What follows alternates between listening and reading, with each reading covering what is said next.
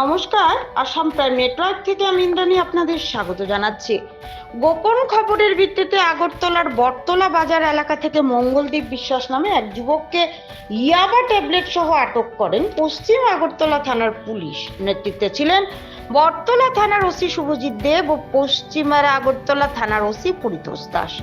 ভানুচন্দ্রের report, Assam prime network.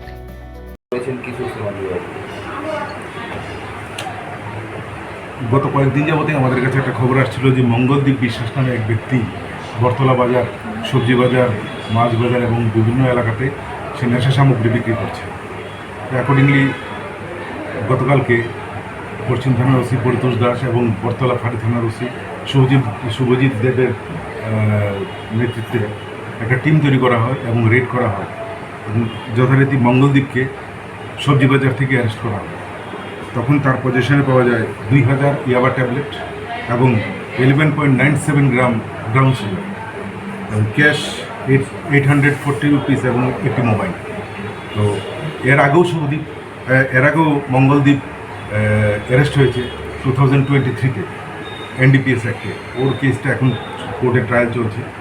তো এই বিষয়ে আমরা একটা সুনির্দিষ্ট কেস নিয়েছি এবং আজকে তাকে কোর্টে তোলা হচ্ছে এবং কিছু আরও কয়েকটা নাম আমরা প্রাথমিক ইনভেস্টিগেশনে আরও কিছু নাম এসেছে, এগুলিকে আমরা পরবর্তী সময় অ্যারেস্ট করব। আর ওকে আজকে কোর্টে আমরা রিমান্ডের প্রেয়ার দিয়েছি। কোথায় থেকে আনছে এই মালগুলা এনে দেবে? এগুলি সব রিমান্ড পিরিয়ডে জিজ্ঞাসাবাদ করে বার করা। ওনার বাড়ি কোথায়? ওনার বাড়ি হচ্ছে অরিজিনালি বাড়ি হচ্ছে জয়নগরে, কিন্তু সে এখানে থাকে না, সে থাকে ইন্দ্রনগর। বাজার মূল্য কত?